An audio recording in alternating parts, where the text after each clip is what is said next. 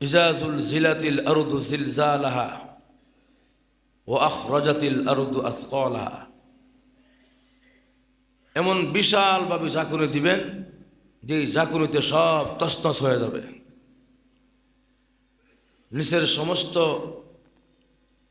দ্রব্য যা কিছু আছে, স্বর্ণের খনি, বিভিন্ন জাতের খনি, সবগুলো উপরে উঠে যাবে। নিচেরগুলো উপরে উঠে যাবে, উপরের নিচে চলে যাবে। এভাবে সব কিছু উলট পলট হয়ে যাবে। আসমান ভেঙে যাবে, তারকাগুলো জোরে জোরে পড়ে যাবে, চন্দ্র ফেটে ভেঙে পড়ে যাবে, সূর্য ফেটে পড়ে যাবে, পাহাড়গুলো তুলার মতো উঠতে থাকবে। এগুলো সব গত জুমায় আমরা আলোচনা করেছি এবং আমরা গিয়ে শেষ করেছিলাম পৃথিবীতে আল্লাহ ছাড়া কেউ নাই। মনে আছে কি? পৃথিবীর সব ধ্বংস হয়ে গেছে। 4 জন ফেরেশতা ছিল, তার থেকে 3 জন ছিল, একজন আজরাইল ছিল। আল্লাহ বলেন, আজরাইল তুমি নিজেকে নিজে কবজ করো। আজরাইলের একটা চিৎকার তাম পৃথিবীর সমস্ত মানুষ যদি একবার শুনত, সকলে স্টক করে সঙ্গে সঙ্গে মারা যেত। এমন একটা অপরিস্থিতি হবে। আজরাইল যখন আল্লাহ বলবেন মুত ইয়া মালাকাল মাউত, আল্লাহ এই কথাটা বলার সঙ্গে সঙ্গে আজরাইলের মরণ হয়ে যাবে। তাহলে কেউ না আল্লাহ ছাড়া। তখন আল্লাহ কি বলবেন? আল্লাহ বলবেন, কোথায় দুনিয়ার রাজা বাদশারা? কোথায় দুনিয়ার বীর পালোয়ানরা? আজকের রাজত্ব কার? সুবহানাল্লাহ। আল্লাহ বলবেন, লিমানিল মুলকুল ইয়াউম, আজকের দিনের রাজত্ব কার? আল্লাহ প্রশ্ন করবে। আল্লাহ প্রশ্ন করবেন এভাবে, আজকের দিনের রাজত্ব কার? কোনো কথা বলার কেউ সাহস নাই। সবাই তরতর করে কাঁপবে কিয়ামতের মাঠে, কেউ সাহস নাই। আল্লাহ বলবেন, লিমানিল মুলকুল ইয়াউম লিল্লাহিল ওয়াহিদিল কাহ্হার, আজকে পরাক্রমশালী একমাত্র আমি আল্লাহর রাজত্ব। সুবহানাল্লাহ। দুনিয়ার সব রাজত্ব শেষ তখন মুহূর্তের ভিতরে। আল্লাহ পাক রব্বুল আলামিন একাধারে 40,000 বছর একা থাকবেন, কেউ থাকবেন না। কয় হাজার? 40,000 বছর একা থাকবেন আল্লাহ পাক। কোনো মাখলুক পৃথিবীতে নাই। আর খালি আল্লাহ পাক খালি প্রশ্ন করবেন জমিনকে, হে জমিন, কই তোর বিশাল বিশাল পাহাড়? হে জমিন, কই তোর বিশাল বিশাল নদী, আটলান্টিক, প্রশান্ত মহাসাগর, এগুলো কোথায়?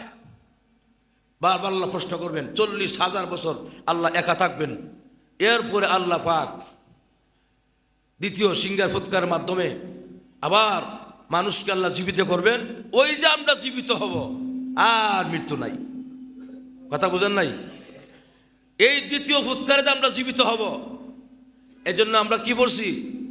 ওয়াল বাদি বাসাল বাদাল মাউত, ওয়াল বাসি বাদাল মাউত, মানে মৃত্যুর পরে আবার জীবিত হব।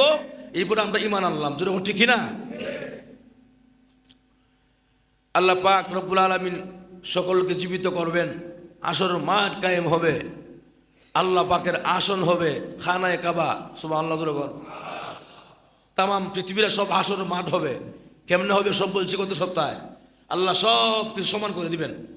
আল্লাহ পারে কিনা? এই যে বিশাল বিশাল বিল্ডিং, বিশাল বিশাল পাহাড়, এগুলা একদম মিশাই দিতে সময় লাগে। আল্লাহ বলবেন কুন হও ভায়া, কুন হয়ে যাবে। সুবহানাল্লাহ। কার কথা? ইন্নামা আমরুহু ইযা আরাদা শাইআ আন ইয়াকুলা লাহু কুন ফায়াকুন।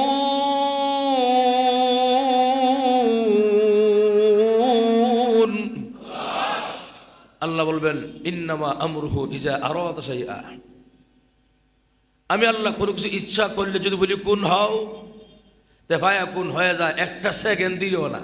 সুবহানাল্লাহ। সব কিছু আল্লাহ পাক পরিবর্তন করে ফেলবেন। আসরের মাঠ কায়েম হবে। মিজানের পাল্লা, আল্লাহ পাক মিজানের পাল্লা স্থাপন করবেন। বান্দার গুনাহ আর সওয়াব ওজন দেওয়ার জন্য। সুবহানাল্লাহ। বলেন মিজানের পাল্লা কয়টা হবে? সবাই জোরে কোন? একটা হবে। কিন্তু মিজানের পাল্লা একটা হবে, আয়াতের তরজমার দ্বারা বোঝা যায় অনেকগুলো পাল্লা আছে। খুব খেয়াল করেন, মিজানের পাল্লা একটা হওয়া, এটা সবাই জানি মিজানের পাল্লা একটা। একটা হওয়ার পরও কেন আল্লাহ এই জমার শব্দ উল্লেখ করলেন, বহু বচনের শব্দ উল্লেখ করলেন কেন? যারা আলেম তাদের জন্য বোঝানোর জন্য, যারা ছাত্র আরবি গ্রামার বুঝে এরা বুঝতে সুবিধা, আর যারা তারা মাদ্রাসা পড়েন নাই, যারা আলেম নয়, ওনাদেরকে আরো পরিষ্কার বোঝাই দিচ্ছি সুন্দর করে, খুব খেয়াল করেন। আপনারা যারা আরবি গ্রামার বুঝেন তারা বুঝতে সুবিধা, যারা বাংলা গ্রামার বুঝেন বোঝাই বলতেছি। যেমন পাল্লা এক বচন, পাল্লা সমূহ বহু বচন। পাল্লা সমূহ এক বচন না বহু বচন? বহু বচন। পাল্লা এক বচন, পাল্লা সমূহ বহু বচন। আরবিতে গ্রামার আছে। মিজান এক বচন, মাওয়াজিন বহু বচন। তাহলে বাংলাতে পাল্লা করলে একটা পাল্লা বোঝায়, আর পাল্লা সমূহ বললে অনেকগুলো পাল্লা বোঝায়। আরবিতেও গ্রামার আছে। মিজান বললে এক পাল্লা বোঝায়, মাওয়াজিন বললে অনেক পাল্লা বোঝায়। আয়াতের মধ্যে আল্লাহ কি বলছেন? ওয়ানাজাউল মাওয়াজিন, মিজান বলেন নাই, কি বলছেন? মাওয়াজিন, মানে অনেকগুলো পাল্লা বোঝায়। মুফাসসিরিনে কেরাম তাফসীরের কিতাবে লেখে, মিজানের পাল্লা একটা হওয়ার পরও আল্লাহ জমার শব্দ উল্লেখ করলেন কেন? এর কারণটা বুঝাইতে চায়, ও পৃথিবীর মানুষেরা, তোমাদের আমল নামাজ এই পাল্লা দিয়ে হাসরের মাঠে মাপা হবে। এই পাল্লা মান্ডার পাল্লার মতো নয়, মুগদার পাল্লার মতো নয়, ঢাকা শহরের পাল্লার মতো নয়, আমেরিকার পাল্লার মতো নয়, এই পৃথিবীর কোনো পাল্লার মতো নয়। যে পাল্লা দিয়া তোমাদের আমল নামা ওজন দেওয়া হবে, এই পাল্লাটা হবে বিশাল আকৃতির বড়। সুবহানাল্লাহ। একটা পাল্লা বুঝাইতে যায় আল্লাহ, বিশাল বড় বুঝাইতে যায় আল্লাহ জমার শব্দ উল্লেখ করলেন। সুবহানাল্লাহ জুড়ে কন। এই বিশাল মিজানের পাল্লা দিয়া আমাদের গুনার সব ওজন দিবে, ইনসাফ বিচার প্রতিষ্ঠা করবেন কে? কথা বলেন কে? ফালা তুযলামু নাফসুন শাইআ। আল্লাহ বলেন ইনসাফ বিচার প্রতিষ্ঠা করব, ইনসাফ বিচার কায়েম করব। এক পর্যায়ে ইনসাফ বিচার প্রতিষ্ঠা করতেই দেখা যাবে বান্দার নেকের পাল্লা হালকা হয়ে গেছে, গুনার পাল্লা ভারী হয়ে গেছে, পেরেশান হয়ে যাবে। শুধু একটা নেকির কম, ওটা নাকি একটা নেকির লেগে জাহান্নামী, একটা নেকির জন্য জাহান্নামী। খুব খেয়াল করেন একটা নেকির কি পরিমাণ দাম। একটা উদাহরণ দেই 1 মিনিটে। ভাইয়েরা আমার, ঠিক তেমনি ভাবে কিয়ামতের কঠিন ময়দানে মিজানের পাল্লায় বান্দার একটা নেকি কম হয়ে যাবে। একটা নেকি যখন কম হয়ে যাবে তখন বান্দা হয়রান পেরেশান হয়ে যাবে। আল্লাহ, একটা নেকির জন্য আমি জাহান্নামী। আল্লাহ, আমার কি আল্লাহ একটা নেক আর পাওয়া যাবে না? আল্লাহ বলবেন বান্দারে, নেকি পাওয়ার জায়গা ছিল দুনিয়ায়, আখেরাতে নেকি পাবে না, তোরে কেউ নেকি দিবে না। আল্লাহ দেও না সুযোগ। দেখি না কিয়ামতের মাঠে অনেক আত্মীয় স্বজন আছে, কিয়ামতের মাঠে আমার জনম দুঃখিনী মা আছে, আমার বাবা আছে, আমার বিশ্বাস আছে, দেখি না একটা নেকি পাই কিনা গো। আল্লাহ বলবে যা, সুযোগ দিলাম কিয়ামতের মাঠে নেকি পাওয়ার জন্যে। সন্তান তখন দৌড় দিবে, বান্দা তখন দৌড় দিবে কিয়ামতের মাঠে, গিয়া বলবে মা গো, আমি না আপনার সন্তান, একটা নেকির জন্য আমি এখন জাহান্নামে যাব, তোমার কি গো মায়া লাগে না? তখন মা বলবে কে তুমি? আমি যে তোমাকে চিনি না। জোরে কোন সুবহানাল্লাহ। High high high high high high, মা ভুলে গেছে কথা কোনা। কার কথা? يوم يفر المرء من أخيه وأمه وأبيه وصاحبته وبنيه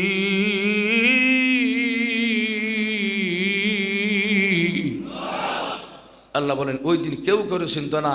হ্যাঁ, মা তার ছেলেকে চিনবে না, ভাই তার বন্ধুকে চিনবে না, বন্ধু তার বান্ধব চিনবে না, স্বামী তার স্ত্রী চিনবে না, স্ত্রী তার স্বামীকে চিনবে না। একটাই শব্দ, ইয়া নফসি ইয়া নফসি ইয়া নফসি, আল্লাহ আমারে বাঁচাও, আমারে বাঁচাও, আমারে বাঁচাও।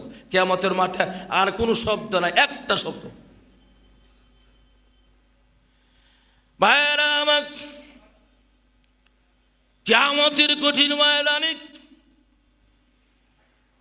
এমন পরিস্থিতি হবে, আম্মা জান আয়েশা সিদ্দিকা রাদিয়াল্লাহু তাআলা আনহা, আল্লাহর নবী বলেন, আয়েশা গো, কিয়ামতের কঠিন ময়দানে প্রতিটা মানুষ উলঙ্গ থাকবে, গায়ে জামা কাপড় থাকবে না। আবার নারী পুরুষ সবাই এক লগে থাকবে, নারী পুরুষ এক লগে থাকবে, আবার জামা কাপড় থাকবে না গায়ে। এমনি আম্মা জান আয়েশা প্রশ্ন করে বসলেন, নবী গো, উলঙ্গ থাকবে পুরুষ মহিলা সবাই, আবার একসাথে থাকবে, দাঁড়ায়া থাকবে, তখন কি শরম লাগবে না গো নবীজি? ভাইয়েরা আমার, এই কথা বলার পরে আল্লাহর নবী চোখের পানি এখন ছেড়ে দেয় আর বলে, ও আয়েশা, কিয়ামতের মাঠে মানুষের এমন অবস্থা হবে, নিচের জমিনটা তামা হয়ে যাবে, গরম আর গরম, উপরের জমিন উপরে আসমান, সূর্যটা অর্ধ হাত উপরে থাকবে আর মুখ দেওয়া থাকবে, এত গরম হবে, মাথার মগজ গলে গলে কিয়ামতের মাঠে পড়বে। সবাই যে হা কইরা উপর দিকে তাকায়া থাকবে, এক টাকা নিতে 50,000 বছর পার হয়ে যাবে। সুবহানাল্লাহ। কে কার দিকে তাকাবে? একজনের দিকে তাকানোর সুযোগ নাই, সবাই এক ইয়া নফসি ইয়া নফসি, উপর দিকে দিয়ে তাকাবে, নিচ দিক তাকানোর সুযোগ নাই, কে উলঙ্গ কে কি দেখার সুযোগ নাই। সুবহানাল্লাহ। ভাইরা আমার, এই অবস্থা কিয়ামতের মাঠে বিচার কায়েম হবে। এই অবস্থা আল্লাহ রাব্বুল আলামিন তার বান্দাকে বলবে, বান্দারে নেকি পাইছনি? বলে, আল্লাহ নেকি পায় নাই। আল্লাহ তখন ডাক দিবেন, বান্দা যা, জাহান্নামে যাও।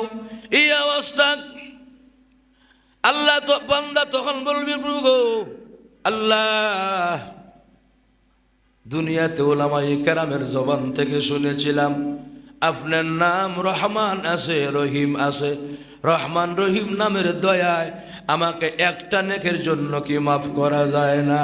আল্লাহু আকবার।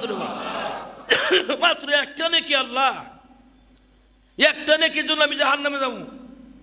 এটা দয়া করুন, যারা তোমার দয়া মায়া আছে তোরা জানি আল্লাহ। এই কথাটা বলার সঙ্গে সঙ্গে আল্লাহর রহমতের সাগরে ঢেউ উঠে যাবে। সুবহানাল্লাহ। এই ফেরেশতারা, আমার বান্দাকে মাফের ব্যবস্থা করো, কারণ বান্দা যে কথা বলছে রহমান আর রহিম, এখন যদি আমি তাকে মাফ না করি, আমার রহমান আর রহিম নামের ইজ্জত থাকবে না। জোরে কোনো সুবহানাল্লাহ। ভাইয়ের আমার, এই অবস্থা আল্লাহ পাক রব্বুল আলামিন বান্দাকে এক একটা সূত্র ধরে মাফ করবেন, এক একটা সিস্টেম মোতাবেক বান্দাকে মাফ করবেন। তখন বলবেন, আল্লাহর কোন ফেরেশতা আসবেন, এসে বলবেন, নাও তোমার আমল নামাও নিয়া এই নেকি পূর্ণ করে যাও, জান্নাতে যাও। তখন বান্দা বলবে, এই নেকি যে আমার, এতক্ষণ ধরে নেকি কোথায় ছিল? আমি যে এত কষ্ট করলাম, কিয়ামতের মাঠে ঘুরলাম, আমার তো নেকি ছিল না, এগুলো কার? এগুলো তো আমার নয়। বলে, তোমার আমল নামা? আমার আমল নামা? বিশ্বাস করলাম আমার, কিন্তু আমলটা কোথায় করেছিলাম, কোন জায়গায় করেছিলাম, ওই জায়গার নামটা গুলো আর খুশি হম। সুবহানাল্লাহ। রায় বাংলা শুনুন, এক একটা সূত্র ধরে বলবে, আল্লাহর ফেরেশতা বলবে, ও আল্লাহর বান্দা, প্রতিদিন যখন নাকি প্রতি সপ্তাহে তোমার কাছে একটা জুমার দিন আসতো, ওযু বানাইয়া গোসল বানাইয়া পবিত্র হইয়া যখন মসজিদে যেতে রে বান্দা, প্রতিটা কদমে কদমে মহান আল্লাহ তোমারে সওয়াব দিয়েছে। যত কদম এসেছে তত কদম সওয়াব দিয়েছেন। অথবা বলবেন, বান্দা, ওই মুখ মাহফিলে গিয়া বয়ান শুনেছিলে, এই কারণে তোমাকে আল্লাহ বিশাল নেকের পাহাড় দিয়া তোমারে ধন্য করেছেন। এইভাবে আল্লাহর বান্দা বলতে থাকবে। ওই জায়গা মসজিদে গেছিলা পায়ে হেঁটে হেঁটে, ওই জায়গার পায়ে হাঁটার নেক আমল। ওই জায়গা ভালো কাজ করেছিলে, ওই জায়গার আমল। ওই জায়গা দান খরাত করেছিলে, ওই জায়গা দানের আমল। ওই জায়গা ব্রিজ বানায় দিছিলে, ব্রিজ দেওয়ার আমল। ওই জায়গা টিউবওয়েল দিছিলে একটা বসায়া পানি খাওয়ার জন্য, এটা ওই জায়গার আমল। এভাবে আল্লাহ পাক বান্দা সূত্র ধরে ধরে জায়গার নাম ধরে ধরে বলবে, এটা তোমার ওই জায়গার নেক আমলগুলো। আল্লাহর বান্দা তখন মুস্কি হাসি মারে বলবে, আল্লাহ ছোটখাটো কাজে এমন এমন আমল, ছোটখাটো কাজের মধ্যে এত বেশি সওয়াব আগে জানতাম না গো। আল্লাহ মেহেরবানি করে আবার দুনিয়া পাঠায়া দাও, জোরে কন্যা সুবহানাল্লাহ। সামান্য একটা নেকি, এই জায়গার মধ্যে বসলো এত নেকি, একটা সামান্য দান করলে এত নেকি, একটা ব্রিজ বানাই দিলে এত এত নেকি, একটা রাস্তা করে দিলে এত এত নেকি। এ তো আগে জানতাম না। সুবহানাল্লাহ জোরে করুন। এর লেগে আল্লাহ প্রশ্ন করবে বিভিন্ন জায়গায়, এবং আল্লাহ বান্দা আফসোস করবে, আল্লাহ ওই দিন যদি এই কাজগুলো করতাম, ওই দিন যদি এই কথাগুলো শুনতাম, কত না ভালো ছিল। জোরে ঠিক কিনা? আল্লাহ নিজে বলেন, أقالوا لو كنا نسمع أو نعقل ما كنا في أصحاب السعير।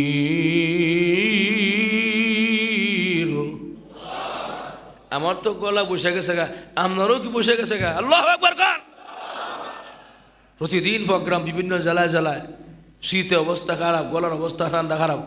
আমির কষ্ট হলে তো আপনারও তো কষ্ট হয় না। জোরে খান আল্লাহু আকবার। সামনে এসে নির্বাচন, গলা ঠিক করেন মিয়া, জোরে ঠিক কিনা? জোরে জোরে চিল্লাই তুই বিবা, মার্কাটা কি এই সেই, মাজুর ঠিক কিনা? আগে তো রেটে থাকতে গলাটা ক্লিয়ার করতে ইনশাআল্লাহ। আল্লাহ সবাই কবুল করুক, বলি আমিন। ভাইয়েরা আমার, তাহলে আসুন, এখন যে কথা বলতেছিলাম আমি, ভাইয়েরা আমার, তাহলে কিয়ামতের মাঠে এমন দৃশ্য হবে কেউ কাউকে চিনবে না। আল্লাহর রাসূল বলেন, সবাই বলবে, আল্লাহ এই আযাব আর সহ্য হইতেছে না, এই যে তাপ আরম্ভ হয়েছে, নিচেও তাপ উপরেও গরম, আর সহ্য হয় না, বিচার তাড়াতাড়ি কায়েম হয়ে যাও। এই কথাটা আল্লাহরে কে বলবে? সবাই তো মনে করেন যে একটাই শব্দ, ইয়া নাফসি ইয়া নাফসি। এই মুহূর্তে সমস্ত উম্মতারা দৌড়ায় যাবে আদম নবীর কাছে। ও আদম আলাইহিস সালাম, আপনি একটু বলেন আল্লাহ রে, আল্লাহ যেন আপনারা মাফ করে দেয়, আর সহ্য না কিয়ামতের মাঠের অবস্থা। আদম আলাইহিস সালাম বলবে, নাফসি নাফসি, আমি পারবো না, আমি নবী হইলেও ভয় লাগে, বাবা হইলেও ভয় লাগে। আপনারা মানে কি জানেন, আমি অনেক আগে এগুলো বলেছি। এভাবে একে একে সমস্ত নবীর কাছে যাবে, প্রত্যেক পয়গাম্বররা বলবে নাফসি নাফসি নাফসি, পারবো না, ভয় লাগে। পরিশেষে যাবে তবে আমরা নবীর কাছে, আমাদের নবী, শেষ নবী মুহাম্মদুর রাসূলুল্লাহ সাল্লাল্লাহু আলাইহি ওয়াসাল্লাম যাবে, হো পয়গাম্বর, শেষ নবী, এটা আমাদের জন্য সুপারিশ করেন। আর সহ্য হয় না, যেন আল্লাহ বিচার তাড়াতাড়ি কায়েম করে দেয়, যেন বিচারটা ফয়সালা হয়ে যায়। ফয়সালা হয়ে গেলে জান্নাত যাই বা জাহান্নামে যাই, একটা ফয়সালা হয়ে যাক, আগে বিচার শুরু হয়ে যাক। এই কথাটা কে বলবে? শেষ পর্যন্ত আল্লাহর রাসূল বলবেন, এতক্ষণে তোমরা ঠিক জায়গায় এসেছো। সুবহানাল্লাহ। আসতে হয়েছে, এই যে তোমরা ঘুরলা আদম আলাইহিস সালাম থেকে শুরু করে ঈসা পর্যন্ত, তোমরা ঠিক জায়গায় যাও নাই, এখন তোমরা ঠিক জায়গায় আসছো। একমাত্র কিয়ামতের মাঠে আমার আল্লাহ আমাকে সে পাওয়ার দিয়েছেন, আমার উম্মতের বিচার শুরু করার একটা সেজদা দিব, এই সেজদার মাধ্যমে আল্লাহর গুসা নিমিষেই শীতল হয়ে যাবে, বিচার আরম্ভ হবে। কিয়ামতের কঠিন ময়দানে একজনও শুধু বলে না ইয়া উম্মতি ইয়া উম্মতি, একমাত্র আমরা নবী কবে ইয়া উম্মতি ইয়া উম্মতি ইয়া উম্মতি। ভাইরা আমার, শেষ কথা হইল, আল্লাহর নবী সাজদায় পড়ে কানবে, ইয়া উম্মতি। দুনিয়ার সবাই যদি ফিরাইয়া দেয়, দুনিয়ার সকল পয়গাম্বররা যদি ফিরাইয়া দেয়, আমি ফিরাইয়া দিব না। ঠিক নেই? আল্লাহ আমার উম্মতকে মাফ করে দাও, যেই উম্মতের জন্য তায়েফের ময়দানে রক্ত জড়াইছি, যেই উম্মতের জন্য উহুদের ময়দানে দান দান মুবারক শহীদ করেছি। আল্লাহ এই উম্মত আবারও এই আযাব ভোগ করবে। আল্লাহ মেহেরবানি করে উম্মতের বিচার আরম্ভ হয়ে যাক। আল্লাহ উম্মতকে আমার মাফ করে দাও। এভাবে আল্লাহ প্রশংসা আরম্ভ করবেন। আল্লাহ পাকের এমন প্রশংসা শুরু করে দিবেন, অতীতে কোনো সময় আল্লাহ এমন প্রশংসা নবীজির করেন নাই, এমন প্রশংসা আরম্ভ করে দিবেন। আল্লাহ নবী যখন প্রশংসা শুরু করে দিলেন, প্রশংসা করতে করতে করতে করতে আল্লাহ পাকের গুসা আর রাগ থেমে যাবে। আল্লাহ রাব্বুল আলামিন অর্ধেক দিনের ভিতরে বিচার ফায়সালা হয়ে যাবে। সুবহানাল্লাহ। অর্ধেক দিন মানে হাদিসের মধ্যে আছে নিসফুন নাহার। নিসফুন নাহার মানে কি? অর্ধেক দিন। তাহলে অর্ধেক দিন মানে 6 ঘন্টা। কয় ঘন্টা? একদিন কয় ঘন্টা হয়? 12 ঘন্টায়। কথা বলে না। একদিন হয় 12 ঘন্টায়। তো 12 ঘন্টাকে অর্ধেক করলে কত হয়? 6 ঘন্টা। আল্লাহ পাক রসুলের সেজদার মাধ্যমে 6 ঘন্টার ভিতরে কিয়ামতের মাঠের বিচার শুরু হবে। সুবহানাল্লাহ। বাস এখন এই অবস্থা। আল্লাহ রসুলের উম্মতেরা রে, তোমরা আমি এত মায়া করছি, তোমরা আমি ওই দুনিয়া থাকতে আল্লাহর কাছে কে পর্যন্ত ভুলছি না। তোমাদেরকে আমি দুনিয়া থাকতে ভুলছি না, কোনো সময় রোজার মধ্যে আইসো তোমাদের কথা স্মরণ করছি। ও উম্মতেরা, কিয়ামতের মাঠে আমি 3টা জায়গা দৌড়াবো পাগলের মতো। সুবহানাল্লাহ। কয় জায়গা? 3 জায়গা। তোমরা কিয়ামতের মাঠে আমার 3 জায়গার এক জায়গা অবশ্যই পাবে। যেরকম ঠিক কিনা? 3 জায়গার এক জায়গা অবশ্যই পাবে। ভাইয়ের আমার, এখন এই অবস্থা। আল্লাহ রাসূল বলেন প্রথম নম্বর জায়গাটা হবে তোমরা অবশ্যই আমাকে পাবে কিয়ামতের মাঠে, আমাকে পাবে হাউজে কাউসার পারে। সুবহানাল্লাহ। কেন? কিয়ামতের কঠিন ময়দানে হাউজে কাউসারের পারে থাকবো উম্মতেরা, পানি পানি কইয়া তাদের কলিজা ফেটে যাবে, পানি পাবে না। এই নিচেও গরম উপরেও গরম, এত পানি আর পানি। আল্লাহর রসুল বলেন কিয়ামতের মাঠে পানি দেওয়া হবে না, কিন্তু আমার উম্মতকে পানি দেওয়া হবে না, ফিরাইয়া দেওয়া হবে। আমি দৌড়াইয়া যাব হাউজে কাউসারের পারে, আমার উম্মতকে আমি নিজে হাতে গ্লাস লইয়া পানি পান করাবো। জোরে বলুন সুবহানাল্লাহ। আমিও পান করাবো, ফেরেশতারাও পানি পান করাবে। হাউজে কাউসারের পারে কতগুলো গ্লাস থাকবে? 1টা 2টা গ্লাস নয়, 100-200 গ্লাস নয়। আল্লাহর রাসূল বলেন আসমানে যতগুলো তারকারাজি আছে ততগুলো গ্লাস থাকবে, মস্ক থাকবে পানি পান করানোর জন্য। এই পানি পান করবে।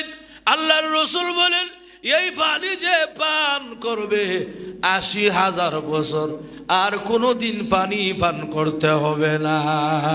সুবহানাল্লাহ। কয় হাজার বছর? 80,000। হুজুর 80 পাইলেন কই?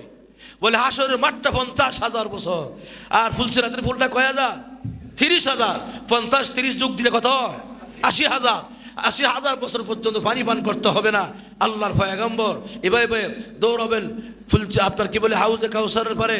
এরপর আবার দৌড় দিবেন মিজানের পাল্লার কাছে। হ্যাঁ, মিজানের পাল্লা গিয়ে দেখবে একটা উম্মতের নেকি কম, জাহান্নামে যাওয়ার ফালা হয়ে গেছে গা। রসুল দৌড়ায় গিয়ে দাঁড়াবে, দাঁড়াও দাঁড়াও দাঁড়াও দাঁড়াও, আমার উম্মতের নেকি আমার সামনে ওজন দাও, আমার সামনে। দেখা যায় নেকি কম, দেখা যায় জাহান্নামে যাওয়ার ফায়সালা হয়ে গেছে গা। আমার সাও ফেরেশতা দাঁড়াও, আমার সামনে আমার উম্মতের নেকি ওজন দাও। সুবহানাল্লাহ। এমনি কি ইয়া রাসূলুল্লাহ আমরা তো ওজন দিছি, আমার সামনে দাও। আল্লাহু আকবার। কিয়ামতের মাঠে এই কথাটা কোনো বীর বাহাদুর নাই বলার কথা, ঠিক কিনা? আমার নবী বলবেন আমার সামনে আমার উম্মতের নেক ওজন দাও। এমনি আবার ওজন দিবে, ওজন দিয়ে দেখবে রসুল দেখতেছে নেকের পাল্লাটা আস্তে আস্তে ফুটতেছে ফুটতেছে। এমনি রসুল পকেট থেকে একটা কাগজের টুকরা বের করে খালি একটু লাগাই দিব, দিলাম, দেওয়ার সঙ্গে সঙ্গে আল্লাহর কসম নেকের পাল্লাটা তলায়া যাবে। ভাইয়েরা আমার, এমনি ফেরেশতা অবাক, ইয়া রাসূলুল্লাহ আমরা দিনে কি ওজন দিলাম তার নেকি কম হয়ে গেছে, এখন আবার নেকি বেশি হইল কেমনে? এমনি আল্লাহর রাসূল বলেন ও ফেরেশতারা, আমার উম্মত দুনিয়া থাকতে যে দুরূদ শরীফ পড়েছিল আমার উপরে, এই দুরূদ শরীফগুলো আমি রাসূল জমা রাখছি। এগুলো একটা জমা রেখা টুকার মধ্যে আমি সংখ্যাবদ্ধ করে রাখছি। এই যে কাগজটা দিলাম কাগজটা দিলাম মিজানের পাল্লার মধ্যে, এই কাগজটাই হলো তার সারা জীবনের দুরূদ শরীফ। যখন সুবহানাল্লাহ। আল্লাহ রাসূল দৌড়াবেন 3 জায়গায়, আমার তোমরা 3 জায়গার এক জায়গা পাইবা। যেমন আজকে আমাদের এখানে আজকে বিশেষ মেহমান এসেছেন ঢাকা ৯ আসনের, ঢাকা ৯ আসনের মনোনীত প্রার্থী জনাব আলহাজ হাবিবুর রশিদ হাবিব সাহেব। উনি যদি বলে যে আমাকে তোমরা 3 জায়গার এক জায়গা পাইবা, মান্ডা শেষ মাথায়, আর না হয়তো তোমরা সাতা মসজিদ আমার পাইবা, আর না হয়তো ওই আপনার কি বলে মান্ডা ব্রিজ, এখানে কথা বোঝেন নাই, 3 জায়গার যে কোনো এক জায়গা আজকে আমার পাইবা। এখন 3 জায়গার যে কোনো এক জায়গা গেলে ওনাকে পাওয়া যাবেই, কথা বলা কেন? উনি বলেছেন 3 জায়গার একটা ভাইবা। আমাদের রসুল বলেছেন তোমরা কিয়ামতের মাঠে 3 জায়গার এক জায়গা ভাইবা, হয়তো আমাকে পাবি হাউজে কাউসারের পারে, আর না হয়তো পাবি মিজানের পাল্লার কাছে, আর 2 জায়গার এক জায়গা না পাইলে অবশ্যই পাবে আমাকে তোমরা ওই ফুলসিরাতের ফুলের কাছে। ফুলসিরাতের ফুলের কাছে গিয়া যখন দেখবো নাকি কম বান্দা পড়ে যায়, যখন পড়ে যায় আল্লাহ তাড়াতাড়ি দৌড় দিয়া গিয়া আমার উম্মতটাকে তাফা দিয়া ধরবো। আল্লাহু আকবার, তাফা দিয়া ধরবো। উম্মত রে, দুনিয়াতে এত বুঝাইছিলাম, এত বলছিলাম, উলামায়ে কেরাম বলছিল, লক্ষাধিক পয়গম্বররা গেছিল, কেন শুনোস নাই কথা, কেন আমল করস নাই? ধরার পরে বলবে আয় জাহান্নামে পড়িস না। আল্লাহর রসুল হাত ধরে মিজান, হাত ধরে আল্লাহর রসুল এরকম ভাবে ফুলসিরাতের ফুলটা সেকেন্ডের ভিতরে পার করে দিবে। 30,000 বছর রাস্তা, উঠতে 10,000, সুজা 10,000, নামতে 10,000, 30,000 বছরের ফুলের রাস্তা, ব্রিজটা 1 সেকেন্ডের ভিতরে বিদ্যুতের গতিতে আল্লাহর রসুল পার করে দেবেন। সুবহানাল্লাহ। এটা একমাত্র ক্ষমতা আমাদের নবীর, কথা কোনটি কিনা? কিয়ামতের মাঠে কোনো ব্যক্তি, কোনো পয়গম্বরের সাহস নাই, একমাত্র আমাদের নবীর সাহস থাকবে। কেন? আল্লাহ বিশেষ ক্ষমতা দিয়েছেন আমার নবীকে, এজন্য আমার নবী সুপার পাওয়ার নবী, কথা বলে না? আমাদের নবী সুপার পাওয়ার নবী, শ্রেষ্ঠ নবী। অতএব এই নবীকে যারা শেষ নবী না মানে এরা কাফের, কথা বলেন? আমাদের নবীকে যদি কেউ শেষ নবী না মানে তারা কি? তাদেরকে কাফের না বলবে যারা, তারাও কাফের। কারণ এটা আমাদের ঈমান, আমাদের নবী শেষ নবী, কোন আমার নবীর পরে আর কোন পয়গম্বর আসবে, এটাই চূড়ান্ত সিদ্ধান্ত কথা। এরপরে যদি কেউ আমার নবীকে শেষ নবী মানতে চায় না, পরিষ্কার ফতুয়া, সেও কাফের। তাদেরকে যারা কাফের মনে না করবে তারাও কাফের। এই জন্য 95% মুসলমান, এটা মুসলিম কান্ট্রি, মুসলমান দেশের মধ্যে তারা বসবাস করবে, আমাদের কোনো আপত্তি নাই। তারা আমার দেশে বসবাস করবে এক পরিচয়ে, এটা হলো তারা কাফের পরিচয়ে বসবাস করবে, কথা না? এরা কাফের, এই পরিচয়ে বসবাস করবে।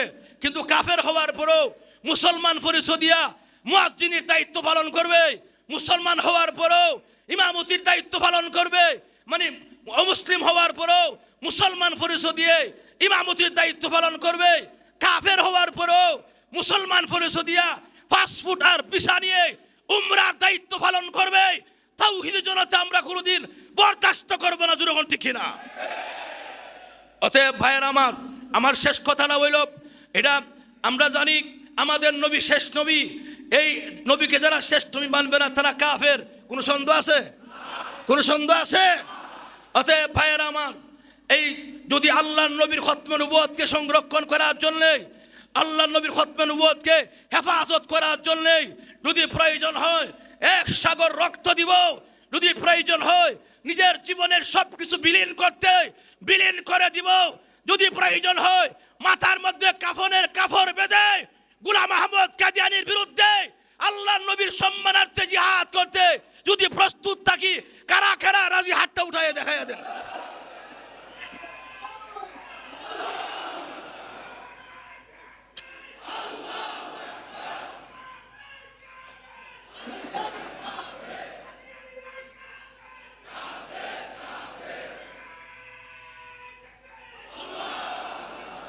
মাশাআল্লাহ, হাত লামান। আল্লাহ পাক সকল কবুল করুক, বলি আমিন। এক মরণ লাগবে আমাদের সবার। এই মরণ যদি নবীর জন্য হয়, রুহুটা বের হতে দেরি, জান্নাত পাইতে দেরি নাই। এই জন্য এমন জীবন আমাদের মরতেই হবে। মরণ যদি ইসলামের জন্য হয়, মরণ যেন নবীর জন্য হয়, তাহলে এই মরণ সফল, জোরে ঠিক কিনা? আল্লাহ আমরা সবাই এই কথাগুলো বুঝার, মানার, আমল করার তৌফিক দান করুক, জোরে বলি আমিন। ভাইয়ের আমার বক্তব্য এখানেই শেষ। আজকে বিশেষ কিছু মেহমান আমাদের